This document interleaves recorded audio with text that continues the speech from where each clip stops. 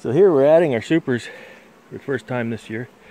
We're using this tower system again. That gives me access to the brood chamber, at least half of it.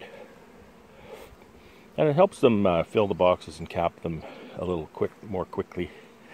It does not increase honey production. At least it has not in my experience. Each colony will still produce the same amount of honey. Something new I'm using is I've made a drone frame, the green top.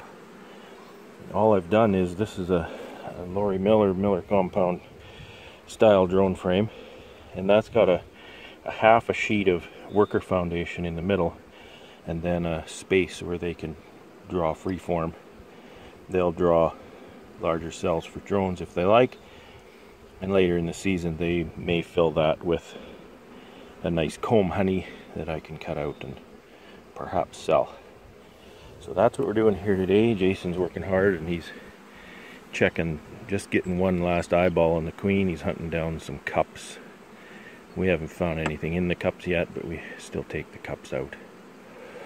So some of these colonies are looking pretty good. Not spectacular, but pretty good. We've seen a number of really good patterns. So I'm hopeful. Hopeful is what we're going to find and get a honey flow. Have fun.